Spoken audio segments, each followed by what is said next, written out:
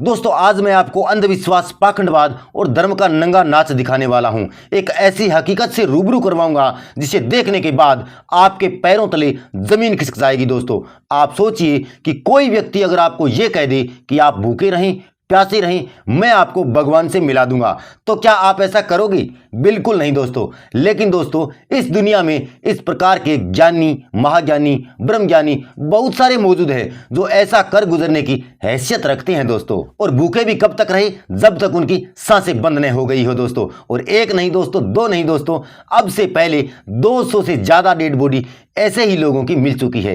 क्या है पूरी जानकारी बताऊंगा मैं आपको, बस आप इस वीडियो को दिल थाम के देखते रहिए दोस्तों। लेकिन दोस्तों उससे पहले मैं उन लोगों को जवाब देना चाहूंगा जो कहते हैं कि तुम तो सिर्फ हिंदू धर्म के खिलाफ ही वीडियो बनाते हो, किसी अन्य धर्म के खिलाफ बोल करके दिखाओ तो जाने। और दोस्तों बहुत सारे लोगों ने तो मुझे यहां तक कह दिया है कि आपकी अन्य धर्मों से फटती है। लेकिन मेरे प्यारे प्यारे भक्तों ऐसा कुछ नहीं है, ऐसी कोई बात नहीं है। मैं आपको बता दूं कि मैं किसी भी धर्म के खिलाफ वीडियो नहीं बनाता हूं। मैं समाज में फैल रहे अंधविश्वास, पाखंडवाद और कुरीतियों के खिलाफ अपनी वीडियो में बात करता हूं, जिसकी इजाजत भारतीय संविधान हर नागरिक को देता है। और रही बात ज्यादातर हिंदू धर्म के बारे में बात करने की, तो इस विषय में मेरा मानना यह है कि जब अपने ही घर में बहुत सारी गंदगी पड़ी हो तो दूसरों को घर साफ करने की सीख हमें नहीं देनी चाहिए। तो मेरे प्यारे प्यारे भक्तों मैं आपको बता दूं कि आज की वीडियो हिंदू धर्म के ऊपर बिल्कुल भी नहीं है। अंधविश्वास धर्म से नहीं फैलता। धर्म तो हमारे जीवन का एक अभिन्न अंग है। धर्म से समाज में किसी प्रकार की कोई हानि नहीं होती। नास्तिक लोग तो बस यूं ही अपनी पब्लिसिटी के लिए इस प्रकार की बातें करते रहते हैं। इनकी बातों में हमें नहीं आना चाहिए। ये लोग तो अभागे हैं, ये जहन्नुम में जाएंगे, ये नरक में जाएंगे। इनको वहां पर नाना प्रकार की अलग अलग तरीके से यातनाएं दी जाएगी। दोस्तों इस प्रकार की बातें धर्म के चतुर और चालाक लोग भोली भाली जनता को बताकर अपनी कच्ची रोटियां आस्था के अंगारों पर सेक हैं। लेकिन दोस्तों ऐसा नहीं है कि एक नास्तिक व्यक्ति सिर्फ पब्लिसिटी चाहता है। वह अपने समाज में फैल रहे पाखंड, अंधविश्वास को मिटाने के लिए ही अपने सुविचार अपने दोस्तों के साथ, अपनी फैमिली के साथ और अपने चाहने वालों के साथ साझा करता है। दोस्तों नास्तिक लोगों में भी दिमाग होता है, बुद्धि होती है, सोचने की क्षमता होती है। बस फर्क सिर्फ इतना होता है कि वे लोग अपनी बुद्धि और विवेक से खुद निर्णय लेते हैं कि मुझे क्या करना चाहिए, क्या नहीं करना चाहिए, किसको मानना चाहिए या किसको नहीं मानना चाहिए। ठीक इसके विपरीत आस्तिक लोग दूसरों की कही हुई बात के ऊपर आंख मूंद करके विश्वास करते हैं, परिणाम को जाने बिना। लेकिन दोस्तों हकीकत तो यह है कि सबसे ज्यादा इंसान को गुलाम धर्म ही बनाता है। जब आस्था की बेड़ियां पैरों में पड़ती है तो बड़े बड़े लोगों के होश पाख्ता हो जाते हैं। दोस्तों लोग अंधविश्वास में इतने डूब जाते हैं कि अपने और अपने परिवार की जान तक ले लेते हैं। उन्हें इस बात की कोई परवाह नहीं होती कि इसका परिणाम क्या होगा।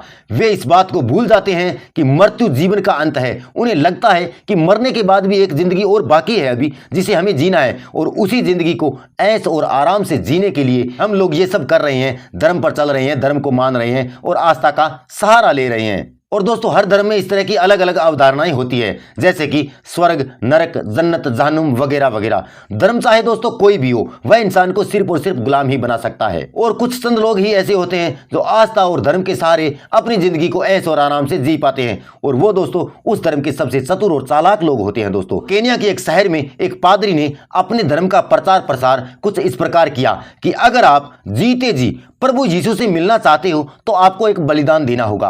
और वो बलिदान है आपका अन्न और जल का त्यागन, यानी कि आपको अन्न और जल का त्याग करना होगा और आपको भगवान यीशु से मिला दिया जाएगा। और ये दुनिया जल्द ही खत्म होने वाली है और इस दुनिया के खत्म होने से पहले आप प्रभु यीशु से मिल पाओगे। दोस्तों पादरी के इस प्रचार प्रसार के बाद केन्या के लोगों में प्रभु यीशु से मिलने की ललक पैदा हो गई और आस्था में डूबे हुए लोगों ने अन्न और जल का त्याग करना शुरू कर दिया, जिनमें महिलाएं, बच्चे, बूढ़े सब शामिल थे।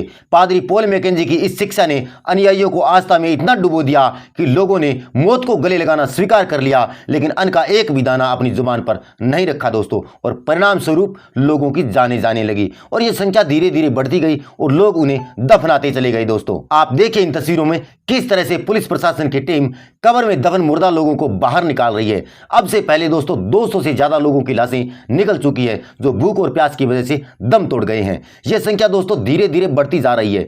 सूत्रों की अगर माने तो 600 से ज्यादा लोग अभी भी गायब है जिनका मिलना बाकी है। अब से पहले दोस्तों जिन लोगों के बेजान शरीर मिले हैं उनमें ज्यादातर बच्चे और महिलाएं हैं दोस्तों।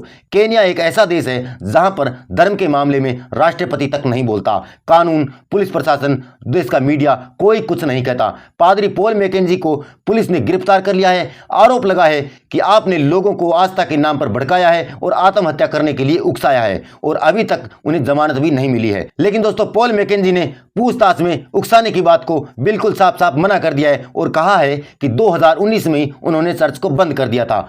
पुलिस के मुताबिक फोरेंसिक टीम ने शनिवार को 22 लोगों के शव निकाले और पुलिस ने शवों के डीएनए टेस्ट भी जुटाए ताकि समय पर यह साबित हो सके कि इन लोगों की मौत भूख और प्यास की वजह से हुई है। इससे पहले दोस्तों 112 लोगों की जांच हो चुकी है जिनका मुख्य कारण भूख से मरना बताया गया है और बहुत सारे शवों के आंतरिक अंग भी गायब बताए गए हैं।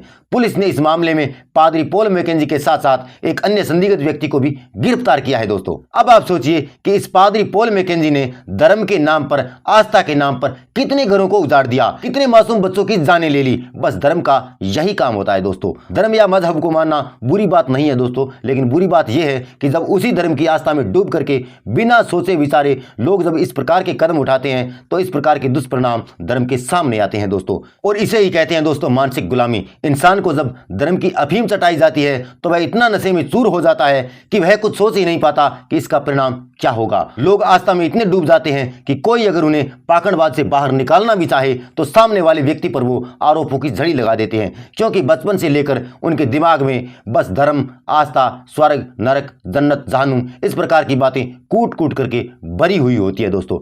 आस्था में डूबे हुए लोग इस बात को भूल जाते हैं कि अगर ये बाबा जी, ये पादरी, ये मौलवी हमको स्वर्ग जाने की जो टेक्निक बता रहा है, इस टेक्निक को अपने ऊपर क्यों अप्लाई नहीं करता, क्योंकि ये सारी बातें सोचने की क्षमता उन लोगों में नहीं रहती। और दोस्तों इसी का फायदा उठा करके धर्म के ठेकेदार अपनी इसी जिंदगी को स्वर्ग बना लेते हैं और उनके लिए स्वर्ग की सीढ़ियों को तैयार करते हैं धर्मस्थलों में रखी हुई दान पेटियों को भर करके आस्था में डूबे हुए भोले भाले लोग। ऐसा नहीं है दोस्तों कि सिर्फ ईसाई धर्म में ही भूखे रह करके यीशु से मिलने की बातें बताई जाती है। हिंदू धर्म में भी अपना रोग निवारण करने के लिए, भूत भगाने के लिए, पीड़ा मिटाने के लिए या फिर किसी देवता का साक्षात दर्शन करने के लिए व्रत के नाम पर भूखा रहा जाता है और अपने शरीर को त्रास दिया जाता है। यहाँ पर मैं आपके सामने संत कबीर का दोहा एक उदाहरण के रूप में रखता हूँ। कबीरदास ने लिखा है कि तीर्थ करे, व्रत करे, भूख मरे दिन तीन, तन की मन की सुध मिटे, बुद्धि होत मलिन। तो दोस्तों आज की वीडियो यहीं तक। अगर आप इसी तरह से अंधविश्वास, पाखंडवाद और समाज में फैल रही कुरीतियों के खिलाफ वीडियो देखना और सुनना पसंद करते हो तो इस वीडियो को अभी से लाइक कर दीजिए और चैनल को सब्सक्राइब करने के साथ साथ बेल आइकन को भी दबा दे।